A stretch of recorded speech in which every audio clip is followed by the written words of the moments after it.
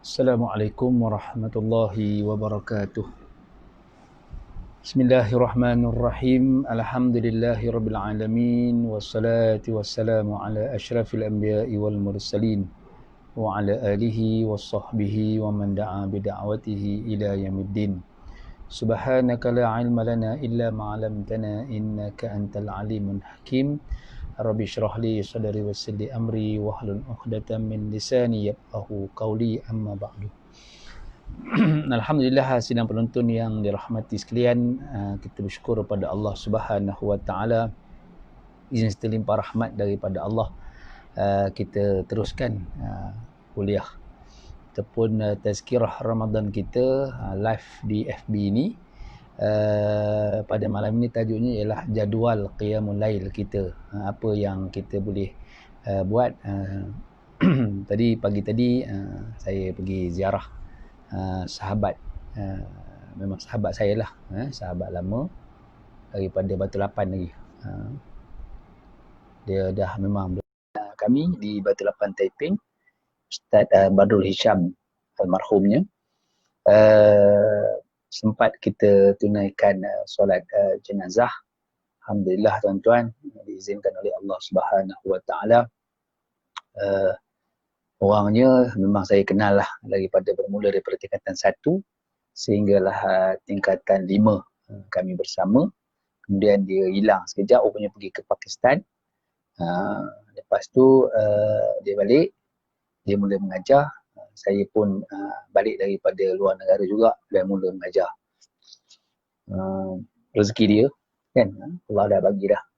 Tinggal pada bulan yang berkat, bulan yang mulia, bulan yang diampunkan dosa oleh Allah Subhanahu Wa Taala dan maghfirah yang diberi oleh Allah Subhanahu Wa Taala. So kita sama-sama mendoakan siapa yang mengenali, ramai anak murid dia kan. Saya tengok ramai anak murid dia yang mengenalinya di Perak dan khususnya di Ipoh kan. Dan kita juga berkesempatan lah hari ni tadi kan, saya menyolatkan jenazahnya. Hari ni kita rasalah bagaimana sembahyang yang jarak 1 meter seorang tu, hari ni kita lakukan lah. Dan Alhamdulillah solat jenazah tadi di masjid tadi, di rumah pun buat, dah ada grup-grup yang buat 12 orang. Kami di masjid ni ramai sikit lah buat di masjid. Alhamdulillah kita buat 2 kali solat jenazah, tapi dengan SOP yang telah dibenarkan. Itu kita nak faham kan.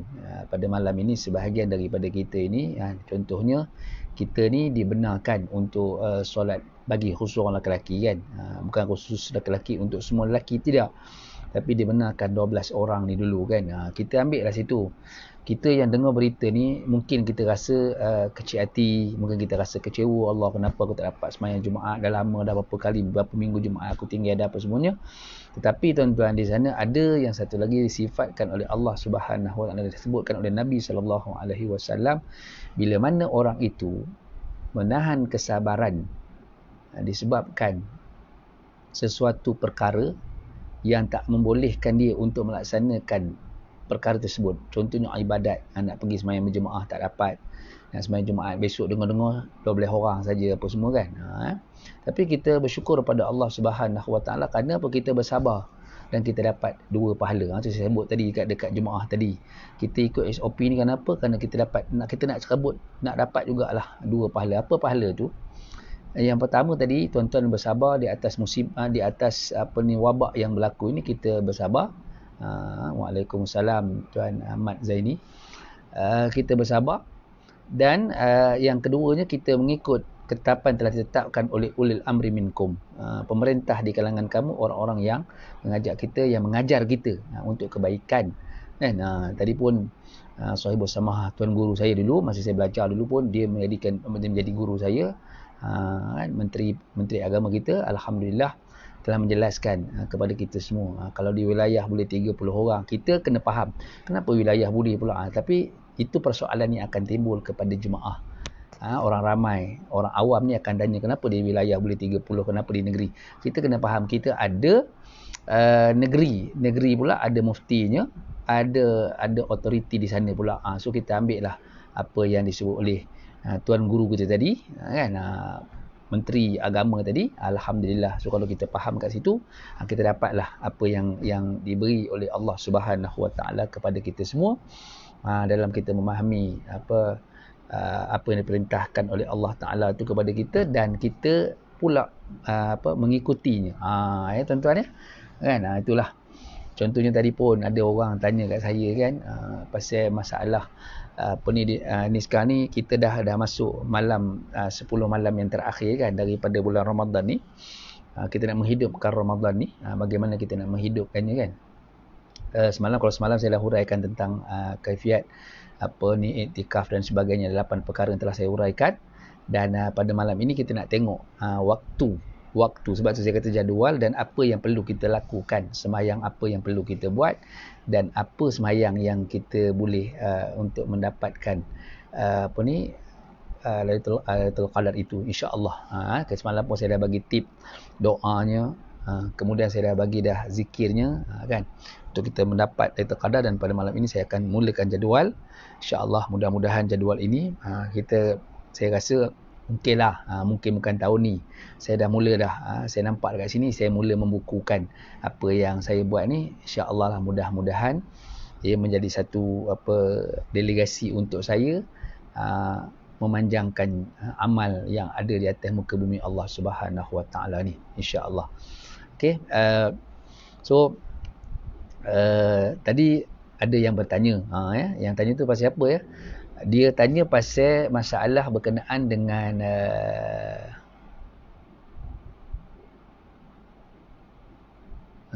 Kampung Gajah.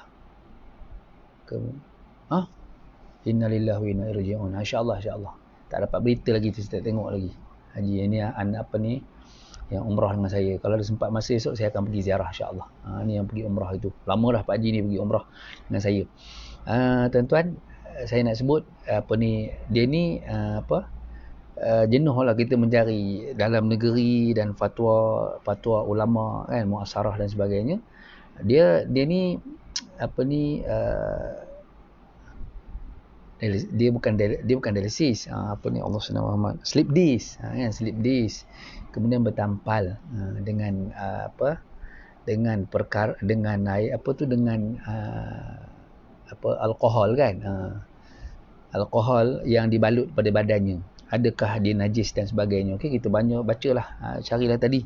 Alhamdulillah dapat juga kita daripada fatwa daripada doktor apa ke tadi, Allahumma Muhammad, lupa dah, Dr. Nasir ke apa tadi, daripada Arab Saudi, pakar dalam bidang ini, dan dia menghuraikan bagaimana dia mengkategorikan bagaimana hujah-hujah yang boleh untuk orang ini semayang seperti mana biasa, walaupun badannya berbalut dengan benda yang najis dan sebagainya. Tapi ketika itu dianggap darurah.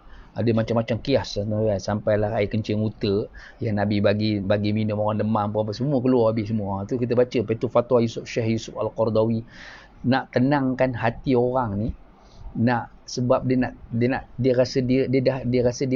kata, saya ni ustaz, kalau rasanya rugi saya tak dapat berqiyamul lail untuk 10 malam terakhir ni, sebab paling kurang pun saya kena 4 hari dah berbalut badan saya ni, paling kurang 4 hari berbalut dengan badan saya. Saya kata, Haji sabar dengan apa musibah yang diberi oleh Allah Taala. Waalaikumsalam ilah nazar. Apa yang diberi oleh Allah Taala, Haji bersabar, Haji dapat satu pahala. Kemudian apa yang Haji nak buat ibadat pula kan, Haji dapat juga pahala sisi Allah Taala. Insya-Allah Haji boleh berdoa apa semua. Tapi kita nak ngabur pada orang ni tuan-tuan, bukan senang kan. Itu saya kata, kita nak ngabur pada orang ni bukan senang. Orang nak macam kita ni nak terima, kita faham, senang terima. Tapi orang ni faham, dia dah biasa buat. Itu masalah kita tu. Kan, orang tu dah biasa buat. Jadi bila dia dah biasa buat, dia nak buat jugalah. So kita bukan menghalalkan cara tidak, tapi kita mengikut fatwa, kita mengikut ketetapan telah diputuskan oleh ulama yang lebih buat authority daripada kita. Sebab itulah saya pun cari, alhamdulillah dapatlah daripada apa petang tadi mencari ni dalam apa ensiklopedia apa cari tak jumpa, tengok internet lah sikit tuan-tuan. Kena bila kita tengok dalam internet, ada fatwa daripada kalau Fiqhiyah Al-Kuwaiti daripada Kuwait, dia tetap tak membolehkan. Tapi ada, walaupun orang Arab Saudi ni kalau dalam hukum-hukumnya kita tengok keras, tapi ada part dia pula dia longgar pula, kan. Tapi dia mengambil pendapat daripada Imam Syafi'iyah, macam contohnya Imam An-Nawawi dan sebagainya. Dia ambil juga pendapat-pendapat ini dan diperbubuh dalam tu, pendapat mazhab dalam Hanafiyah. Kemudian sebahagian daripada Hanbaliyah diperbubuh dalam fatwa tu. So kita bacalah panjang dia punya perbahasan dia, kan, sampai kalau tak silap saya lebih kurang 15 perkara yang dihuraikan berdasarkan kepada hadis Nabi yang mula-mula Nabi melarangnya, sampailah perkara pengharusannya. Tengok ulama punya detailnya kepada kita, tak terbaca kita pening kepala. Itu saya awak sebut, kan. Kalau apa nak sebut kat sini memang pening kepala. Tapi bila saya dah bagi penjelasan pada orang tadi, Allahu Akbar, menangis dia tuan-tuan. Dia kata, terima kasihlah Ustaz kerana usaha mencarikan untuk saya pun. Saya bukan cari untuk dia saja, tapi kita mencarikan maslahatul ammah, maslahah kepada semua orang yang ingin bertanya, dan kita menjadi orang yang ada sedikit ilmu dan kita boleh berkongsi ilmu daripada para ulama kita. Begitu kita ambil. Okey. So malam ni saya nak mulakan dalam tajuk iaitu jadual qiyam kita. Maksudnya kita nak menghidupkan malam 10 malam terakhir ni, macam mana kita nak menghidupkannya. Baik, bermula malam itu ialah dengan masuknya waktu maghrib. Itu tanda masuknya malam itu ialah bermulanya dengan masuk waktu maghrib dan berakhirnya dengan habisnya waktu isyak. Akhirnya habis waktu isyak tu, maka berakhirlah. Jika diambil kira waktu solat semasa di Kuala Lumpur mengikut kaedah 24 jam, kita ikut Kuala Lumpur, ya. Tapi tuan-tuan boleh urailah untuk Perak pula, kan. Pukul berapa Perak? Waktu maghrib bermula pada jam 7.21. 7.21 dan berakhirnya waktu isyak pada jam 5.52 minit. Itu sebagai contoh, ya. Saya sebut ni sebagai contoh. Jangan tuan-tuan ambil apa yang saya sebut ni. Ada pula ustaz nanti yang kata waktu haram orang tu sembahyang apa semua. Itu perbahasan panjang. Tapi saya nak bagi tahu yang kita ni ada berapa jam nanti lepas ni yang kita boleh untuk qiyamul lail. Itu penting. Saya nak sebut situ, bukan saya nak bahas fiqh mana hukumnya orang sembahyang waktu tahrim, waktu apa. Itu bukan. Tapi kita nak huraikan waktu yang dikatakan sepertiga malam, ataupun kita menghidupkan sebahagian nisful lail, ataupun kita menghidupkan kulul lail, setiap sepanjang malam tu kita hidupkan. Itu kita nak bagi tahu dekat tuan-tuan perempuan, untuk kita boleh bangun, kan. Inilah sepanjang Ramadan tahun ni. Dia sebab tu kita kena faham. Kalau tahun lepas kita dah bangkit juga, kita pun buat qiyamul lail juga, kita pun buat ni, tapi kita dalam ceramah tazkirah di masjid surau je, kan. Ini tak. Ini kita menceritakan berkenaan dengan bab-bab macam ni di rumah pula. Tuan-tuan pun pegang handphone tengok daripada rumah pula, kan. Tak berdepan dengan ustaz apa semua, kan. Tapi bolehlah tanya dekat bawah tu, saya akan jawab lah, insya-Allah. Kalau saya tak jawab malam ni, besok saya tengok balik dan saya akan jawab, insya-Allah. So saya juga saya khabar dah, kan. Bila nanti saya akan keluarkan dalam YouTube, subscribe lah tuan-tuan, ya. Jangan tengok saja, tapi subscribe lah. Bagi penonton tengok dan tekan kat situ, kan. Supaya apa? Supaya berkembang lagi lah apa yang kita sampaikan kepada tuan-tuan dan perempuan semua. Okey, baik.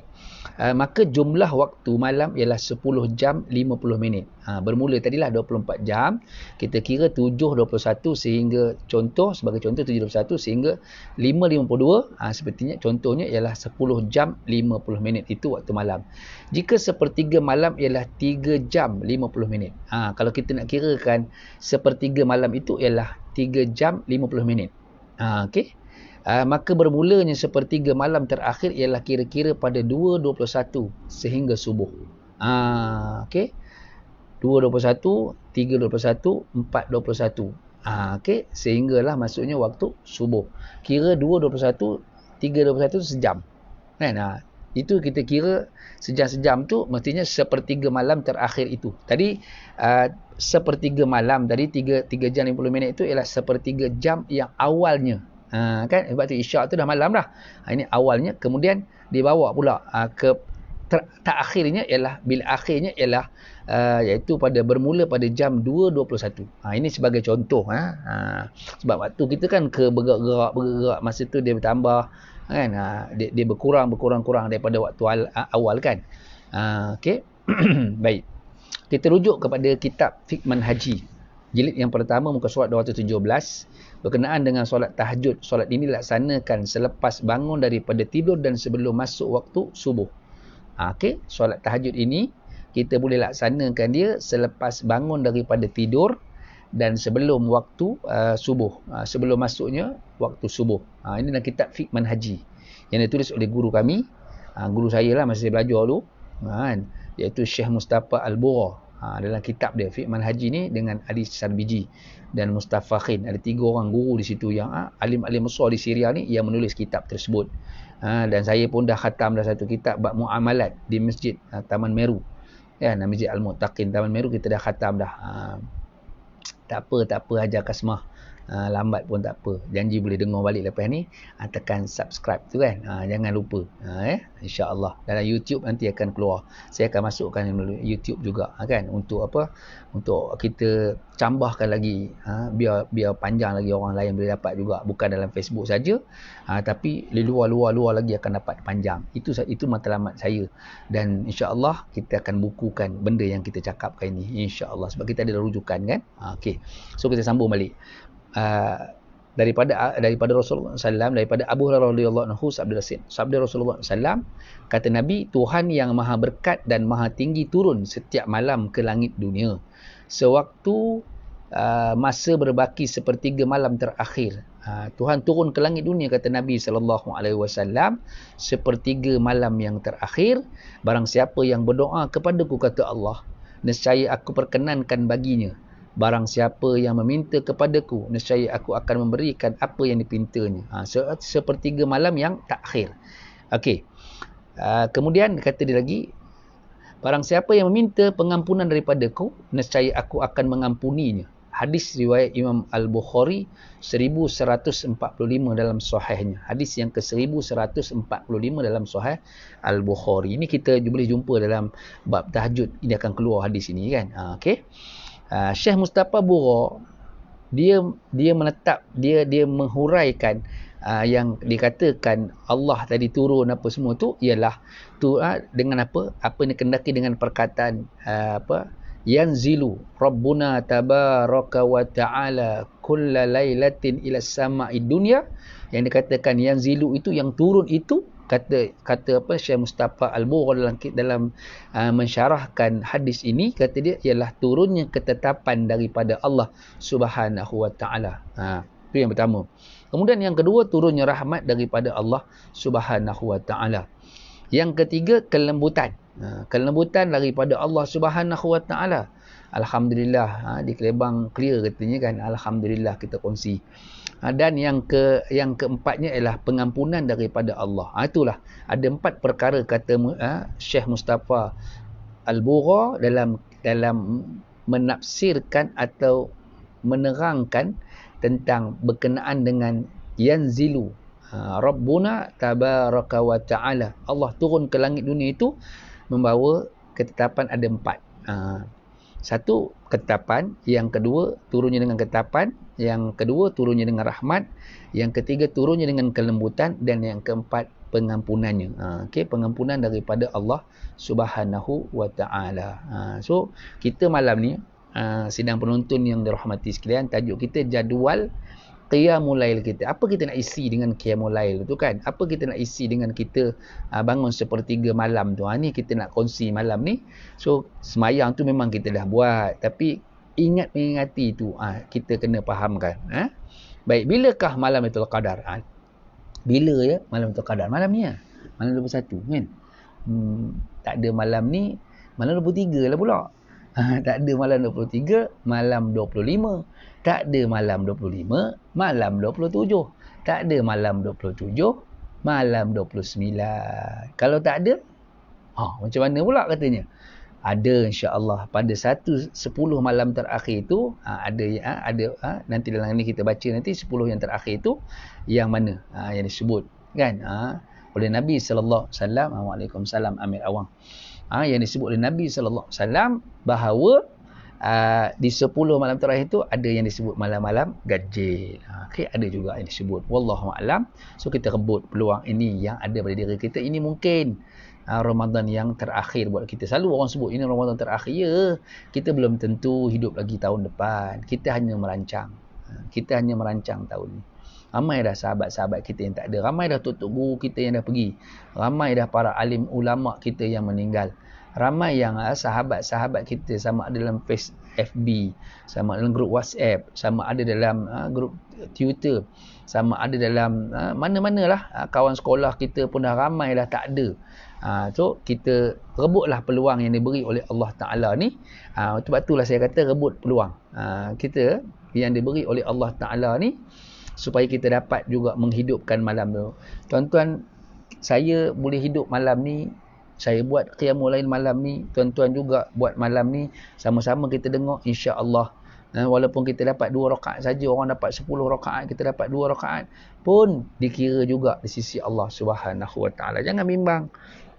Kan, tak lalulah letih lah ustaz, tadi dah kerja dah tadi kan. Lepas tu dah buat tarawih dah pula apa semua. Lepas aja ustaz kuliah ni rehat. Kita baring-baring, sambil baring-baring tu kita berdoa pada Allah Taala, minta ampun dengan apa yang kita ada, dosa-dosa kita ni. Sekali saya bagi tahu sekali saya terangkan. Bilakah malam Lailatul Qadar itu? Daripada Marsad telah berkata, aku telah bertanya kepada Abu Zar, bagaimana kamu telah bertanya Rasulullah SAW mengenai malam Lailatul Qadar? Berkata Abu Zar, wahai Rasulullah, beritahu kepadaku mengenai malam Lailatul Qadar. Adalah ia di bulan Ramadan atau selain daripadanya? Maka berkata Rasulullah SAW, bahkan ia dalam bulan Ramadan. Lailatul Qadar itu hanya berlaku pada satu malam, dan dalam tu dipanggil dalam bulan Ramadan. Dan dispesifikkan juga oleh Nabi SAW bila yang dikatakan datangnya Lailatul Qadar itu kan. Dan kita pun dah memang tahu dah, alamak macam kuliah macam ni aku pun tahu apa. Itu kita tuan-tuan, saya cuma kongsi, saya kata dah kan. Cuma kita ambil fadilat dan kelebihan untuk kita boleh beramal.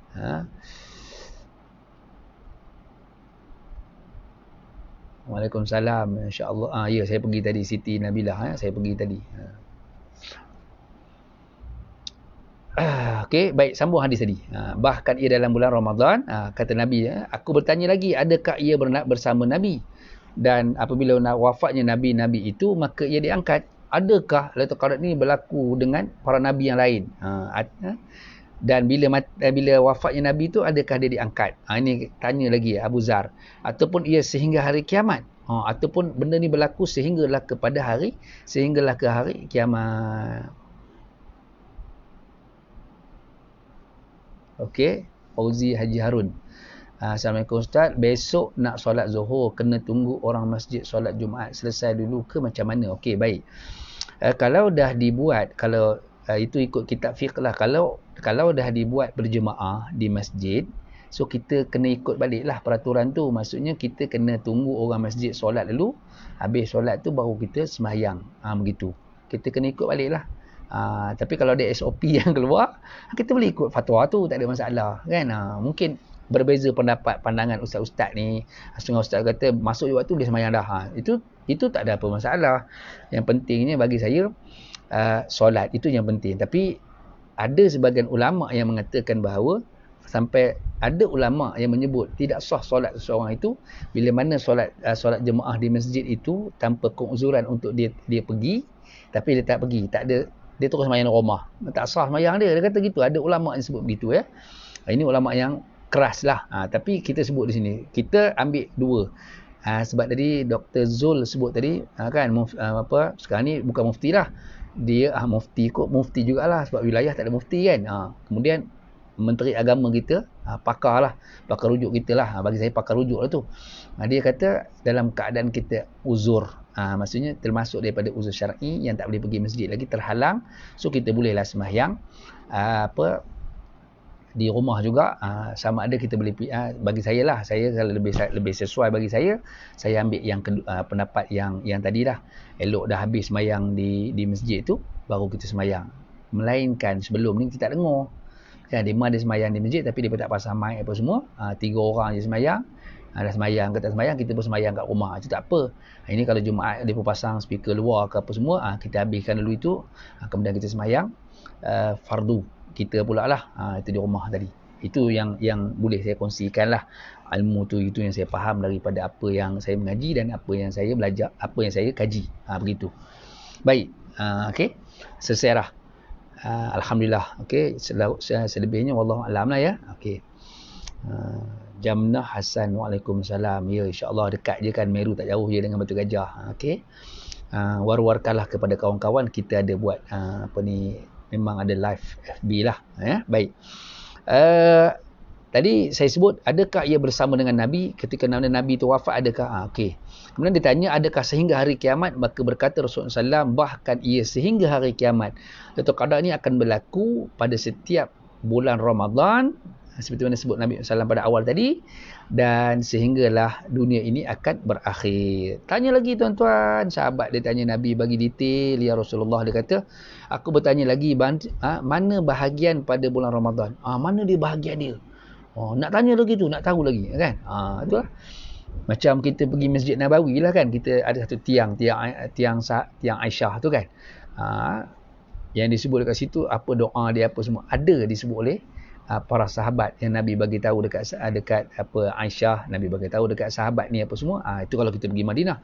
Tapi kita nak tahu, okey, bila berlakunya. Nabi kata apa? Carilah kamu pada 10 yang terawal dan 10 yang terakhir. Nabi bagi tahu awal dan akhir. Kan? Kita awal aja ramai masjid kalau dulu dah. Lepas tu 16 aja hilang. Riap sampailah hujungnya tinggal balik regular punya team kan. Ini kita lah. Tapi kali ni kita berjemaah di rumah. Alhamdulillah kita menghidupkan qiyamul lail kita di rumah kita. Okey.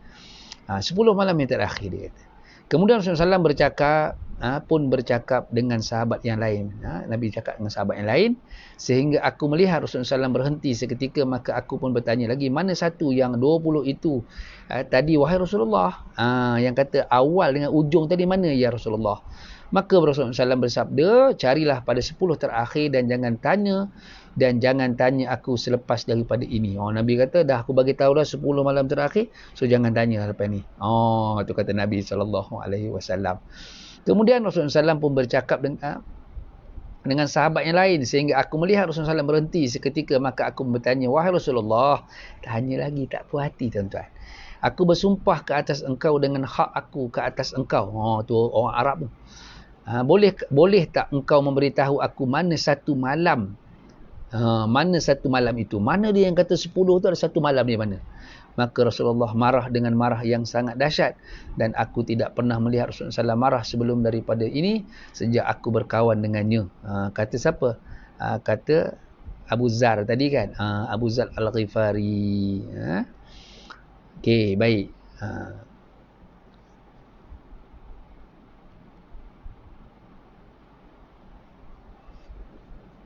Maka kata maka berkata Rasulullah, carilah pada 7 yang terakhir. Dalam marah-marah kabur lagi tuan-tuan, carilah 7 malam yang terakhir.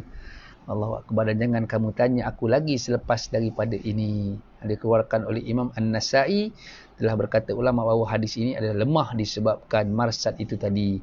Hadis ni lemah, tapi sebagai fadhilul amal kan, saya tak boleh jadi hujah hadis yang lemah ni. Tapi kita nak sebut sekarang ni tuan-tuan, tu saya sebut hari tu kan, pada pemahaman kita ni, ulama dulu menukilkan dalam kitab ni macam ni, tapi ada ulama yang datang pula selepas itu, dia menceritakan kepada kita begini pula. So saya cuma terangkan kepada tuan-tuan saja, saya tak sebutkan spesifik malam bila saya tak sebut. Kan Imam Ghazali pun dia sebut dalam kitab dia kan, dalam kitab Ihya tu dia sebut kat sana. Cuma kita nak fahamkan saja untuk kita sama-sama menghidupkan malam terakhir ni ya. Itu sebagai contoh lah saya boleh sebut. Okey, baik. Dekat sini dia sebut lagi, sesungguhnya terdapat perselisihan di antara para alim ulama yang mana adakah malam Lailatul Qadar itu berubah-ubah ataupun ia tetap pada hari itu sampailah ke hari kiamat. Ulama pun khilaf. Kan? Khilaf juga ulama. Kemudian yang pastinya adalah malam itu qadar itu pada 10 malam terakhir dan ia adalah pada malam-malam yang ganjil. Itu tetapkan pula dia ulama pula perbahaskan, dia kata 10 malam yang terakhir iaitu pada malam-malam yang ganjil. So kita rebutlah 10 malam tu, bukan lama pun kita beribadat tadi kan. Okey, apa kelebihan-kelebihan diberi oleh Allah Taala? Hebatnya malam yang disebutkan malam tadi kan. Okey, keistimewaan malam. Biasanya terdapat keistimewaan dan kekuatan luar biasa pada waktu malam. Apa dia? Yang mendatangkan untuk kita ni memahamkan kenapa kita kena buat pada waktu malam. Tak boleh buat waktu siang. Kenapa kita kadang tak waktu siang? Waktu kita kerja tadi tu kita boleh jaga, kita boleh buat kan. Ini kena tidur dulu kan. Okey. Sebagai contohlah ya, ini untuk kita memahami apa dia yang ada pada waktu malam tu. Yang pertama, menghidupkan dan membuka mata batin hati sebagaimana Nabi Ibrahim AS menemui hakikat ketuhanan yang sebenarnya. Adalah cerita Nabi Allah Ibrahim tu kan. Nanti kalau ada kesempatan masa kita akan huraikan bagaimana Nabi Ibrahim ni dia melihat pada waktu malam dan akhirnya dia bertemu dengan Allah Subhanahu Wa Taala yang disebut dalam Al-Quran. So kita boleh kaji dalam Al-Quran kan. Yang kedua, dapat mendatangkan tumpuan atau kekusyukan.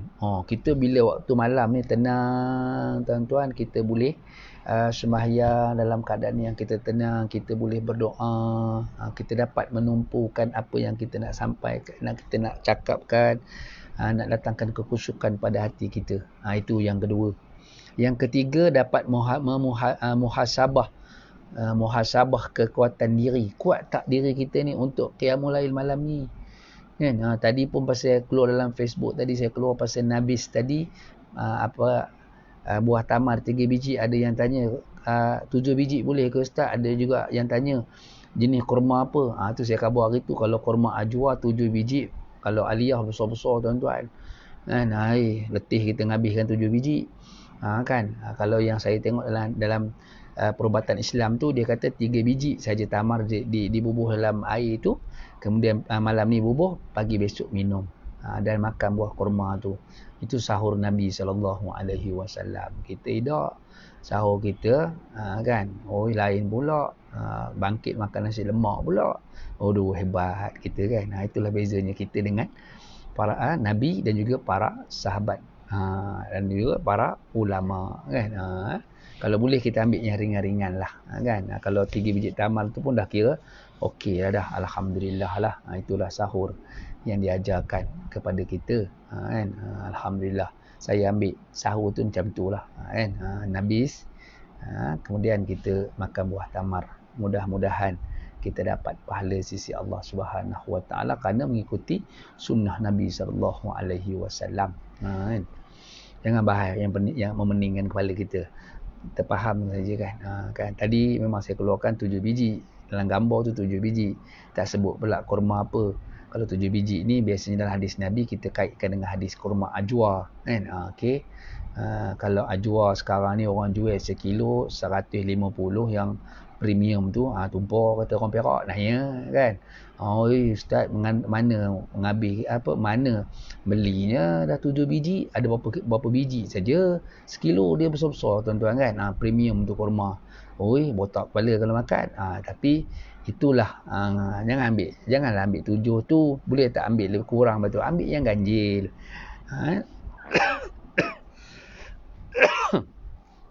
Ambil yang ganjil. Okay, insya-Allah lah. Itu juga satu sunnah yang diajar. Okey, baik. Mewujudkan keikhlasan dan kejujuran dalam beramal. Ikhlas ke tidak kita beramal pada waktu malam ni? Itulah. Saya seronok tuan-tuan. Kan kita dah usia kita dah masuk 50 tahun dah. Kan usia kita dah masuk 60 tahun dah. Usia kita dah masuk 70 tahun dah. 60 tahun kata tak boleh pergi masjid berjemaah pula katanya tadi. Aduh, pening kepala pula. Baik, tak payah kata orang yang umur 70 itu bengkin benar rupanya. Jangan. Sabar kan. Kita kena sabar. Ada macam-macam kita tengok kan dalam Facebook kita ni keluar. Luar-luar ni kan marah. Baik, tak payah kalau umur dah 70 apa lagi nak buat. Kita buatlah amal ibadat di rumah. Ya. So ini jadual kita lah. Apa sebelum saya masukkan jadual untuk kita solat tu, apa yang perlu kita fahamkan untuk bangun malam ni. Yang terakhirnya menghindari sifat riak kerana hanya melibatkan hubungan kita dengan Allah Subhanahu Wa Taala. Menghilangkan sifat riak pada diri kita ni, merasakan diri kita ni kerdil di hadapan Allah Subhanahu Wa Taala, ya. Kerana apa? Kerana kita ni hamba Allah Subhanahu Wa Taala. Kita ni taklah hebat mana tuan-tuan, ya. Tapi kita boleh buat. Okey. Jadualnya apa, ya? Untuk kita bangun, okey. Amalan qiyamul lail yang diajar kepada kita ini ialah sekurang-kurangnya kita melaksanakan 2 rakaat dan boleh lakukan sebanyak mungkin rakaat mengikut kemampuan. Kita boleh buat 2 rakaat atau sebanyak mana yang kita nak buat. Kita nak perhabis malam ni. Malam ni malam 21. Aku perhabis 20 rakaat. Okey, besok berapa? 10. Lusa berapa? 20 balik. Tulat berapa? Balik 10. Hari 23 hari 23 malam 23 besok berapa? Malam 25 esok berapa? Malam 25 esok lagi kuat lah. 40 kita boleh bubuh tuan-tuan. Kita pulang lah. Tapi saya nak sebut solat-solat apa yang kita boleh lakukan pada waktu macam ni kan. Yang biasa saya buat lah. Yang biasa kita buat sebelum ni pun dalam qiyamul lail kita pun. Ramadan yang hadir daripada kita tu. Kita buat macam ni lah. Inilah yang biasa kita buat. Kan? Okey, baik.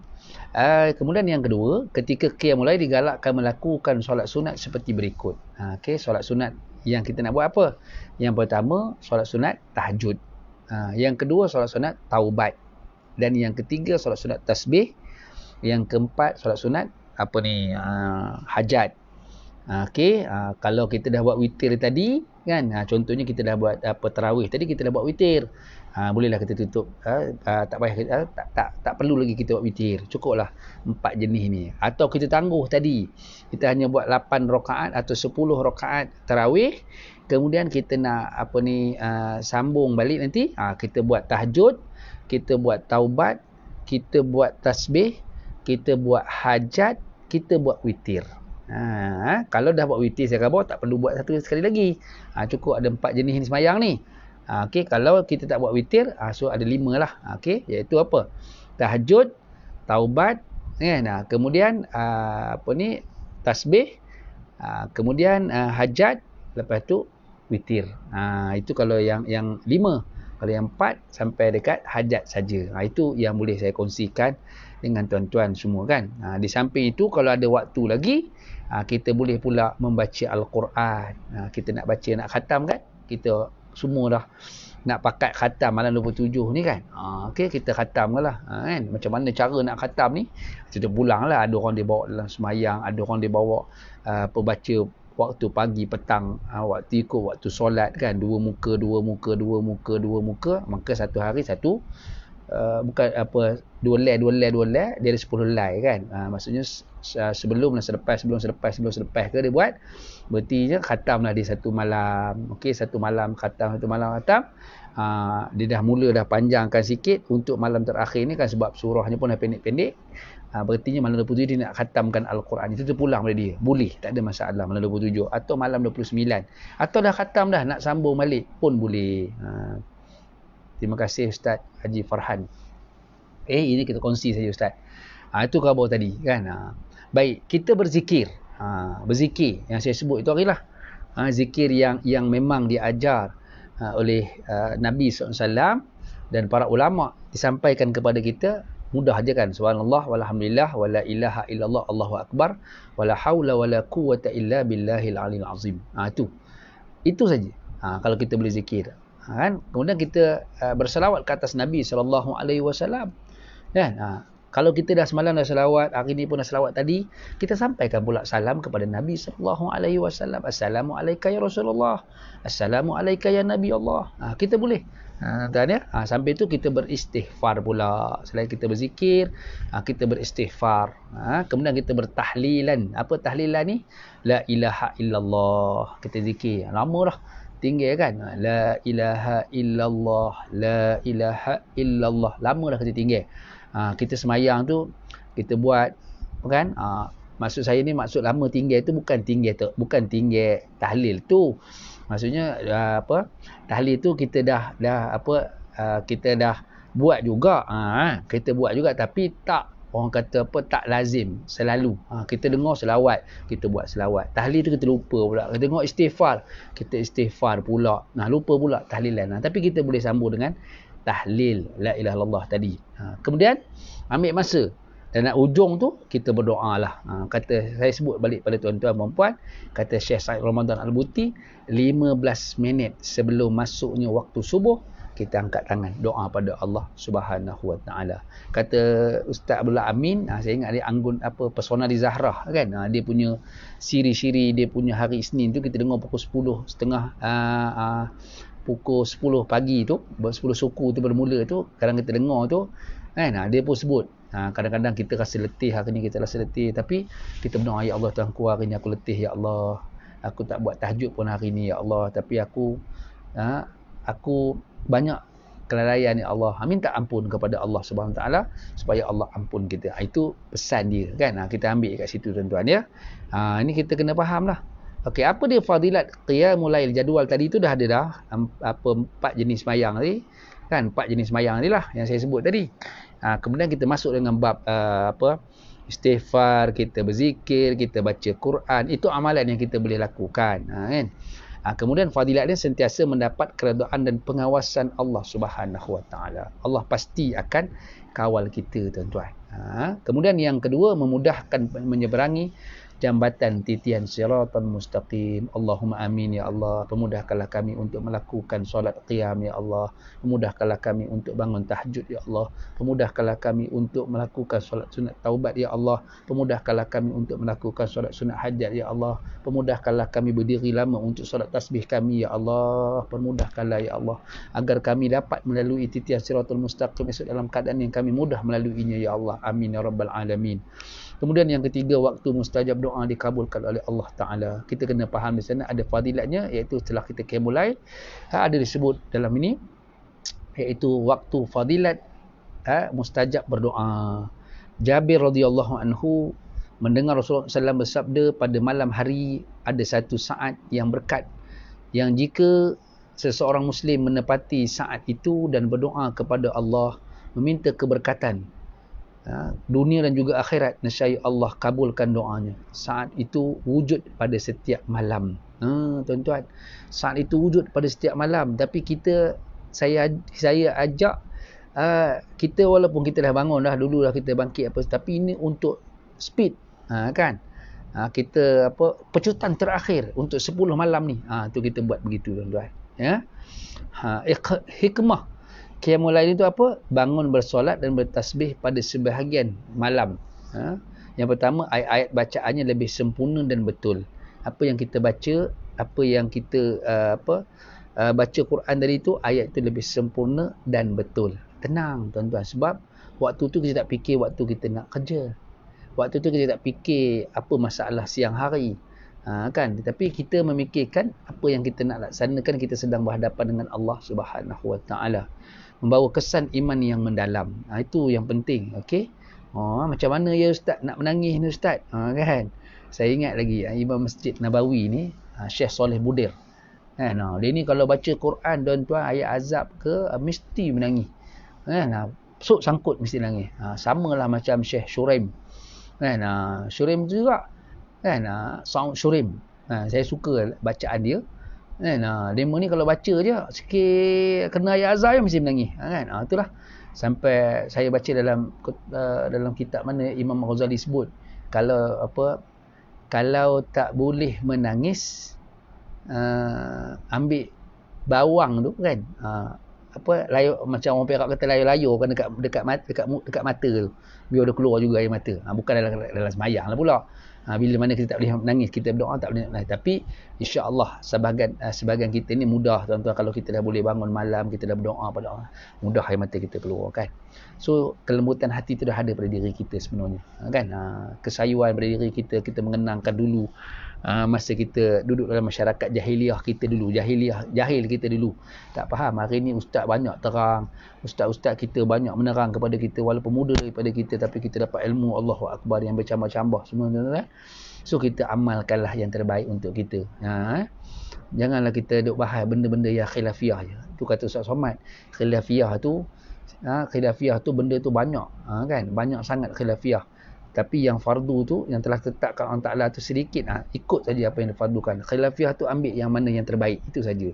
Kalau tak faham, rujuklah kepada ustaz, rujuklah kepada mufti, itu yang terbaik. Kan? Begitulah kita dalam memahami agama ni. Sebab itulah saya sebut dekat tuan-tuan dan puan, so kita dalam menetapkan jadual untuk kita bangkit qiyamul lail ni kan, supaya kita menjadi insan yang dipilih oleh Allah Subhanahu Wa Ta'ala, insya-Allah dapat berjumpa dengan Lailatul Qadar pada tahun ini juga. Kalau tahun lepas dapat, tahun ini juga dapat, insya-Allah, mudah-mudahan. Itulah sedikit perkongsian pada malam ini. Pada awal tadi saya buka dengan menceritakan tentang solat jenazah secara satu meter kan, dengan kawan-kawan, tak boleh rapat-rapat. Itu kita dah belajar dah. Kemudian bersabar di atas musibah yang menimpa pada diri kita. Saya dah buka dah tadi, tengah-tengah ni cerita tentang bagaimana kita nak mendirikan solat qiyamul lail jadual kita itu. Okay, kalau nak jadual spesifik pukul berapa ke pukul berapa, pukul berapa ke pukul berapa tu, itu memang ada jadual tu dekat saya. Memang saya buat pun. InsyaAllah kalau ada kesempatan masa nanti, saya akan kongsi sama-sama dalam wall saya tu untuk tuan-tuan, puan-puan semua. So malam ni kita terang je dulu kan. Maksudnya penerangan kita ini untuk tuan-tuan buat malam ni, bermula dah, kita dah buat awal hari tu dah. Tapi malam ni kita pecutkan, saya sebut tadi, pecutan terakhir kita untuk mendapat Lailatul Qadar, insya-Allah. Jangan lupa sembahyang, buat tahajud, jangan lupa sembahyang taubat, sembahyang tasbih, sembahyang hajat. Okey. Itu bagi 4 kategori sembahyang. Okey. Bacaannya macam mana ya? Sebab itulah saya dah khabar dah. Kita jangan berbalah lah pasal nak tengok pakai handphone ke kan. Ini pakai handphone. Boleh tengok pakai handphone ke ustaz? Ataupun kita boleh ke buka Al-Quran tu apa semua. Tuan-tuan apa ke apa? Dan itu je lah. Kan? Kadang-kadang yang bercakap tu nampak hebat. Tuan-tuan. Ush. Kita tengok pun ngeri. Kita ustaz pun takut dengan mereka punya jawapan. Hebat benar kita tengok kan. Kita ustaz, kita baca, kita mengkaji, kita membaca kitab-kitab yang ada pada kita pun, ada ulama-ulama yang menyebut dia dibolehkan. Sekiranya kamu nak mengubahkan bacaan kamu daripada biasa kamu baca kuliah dengan qul Allah, tiba-tiba kamu nak pergi baca alif lam mim, boleh tengok Quran. Walaupun ulama yang keras di Mekah tu kan, saya ingat lagi Syekh bin Bas, keras dalam fatwa-fatwa, banyak keras, tapi dalam bab macam ni dia lembut tuan-tuan, memfatwakan, kan, dia kata diharuskan, dibolehkan. Kerana apa? Kerana kita tidak menghafaz Al-Quran, tapi kita teringin untuk mengkhatamkan Al-Quran, boleh tuan-tuan. Kalau apa, tak apa. Ini sekarang kuliah pun udah pagi-pagi menguap dia 3 kali. Kuliah tak apa pula aku baca ni. Lakum dinukum tak jumpa-jumpa. Itu masalah kita kan. Lebih baiklah kita, orang kata apa, kalau kita nak baca, kita nak tengok pun dibenarkan. Jangan risau, insya-Allah tuan-tuan. Itu perkongsian kita pada malam ini. So kita jumpa nanti insya-Allah. Perbahasan kita ada lagi sehinggalah masuknya hari raya. Okey. Besok dah bermula kan 12 orang untuk boleh solat Jumaat kan, bermula besok dibenarkan. Jangan pergi sampai 30 orang pula. Perak tak dibenarkan 30 orang. Perak hanya bagi 12 orang aja. Kan? Tu dia bertanya, apa yang bagi 12 orang ustaz? Saya jawapan saya mudah je tuan-tuan. Di situlah kita nak tengok kan, mana-mana ahli kuasa yang tak apa rajin pergi masjid tu. Ini bukan kata tidak, tapi nak ngabarkan. Kan? Orang mengatakan orang marah. Apa ustaz ni hentam orang je, bukan hentam, tapi nak mengingatkan. Kadang-kadang kita berebut nak jadi ahli kuasa masjid. Penyudahnya masjid tak pergi. Kan? Ini 12 orang dia benarkan. Okey. Pergilah yang bawah daripada 60 tahun. Dah disebutkan bawah, yang umur bawah 60 tahun. Bolehlah pergi. Kalau kita umur 55, 59, jadi datang ke masjid. Itulah Allah Ta'ala sekarang ni. Allah Ta'ala tunjukkan kita. Di mana kamu pilih datang ke masjid. Itu macam mana kamu pilih datang ke masjid tu. Bagaimana kamu lantik demo apa semua. Adakah kerana politik ke apa sebagainya. Ini Tuhan tunjuk kat kita. Kalau kita ambil hikmah tu cukup-cukup baik tuan-tuan. Tapi kita jarang membaca falsafah dan juga hikmah. Kalau kita ambil falsafah dan juga hikmah, insya-Allah selamat. Macam tadilah. Kan? Saya sembahyang jenazah tadi. Kalau ikutnya dia benarkan 12 orang saja. Okey. Tapi kita buat SOP kita, jarakkan, jangan viralkan, jangan ambil sekali-kali video. Tak dibenarkan. Alhamdulillah. Dapat juga kita solat jenazah untuk Ustaz Badrul tadi 2 kali juga imam ada 2 imam. Pertama saya, lepas tu ada kawan saya sahabat pula jadi imam. Itulah sebab kita nak ikut SOP ni. Kita ni jenis tak berapa ikut peraturan. Itu masalah kita. Kan?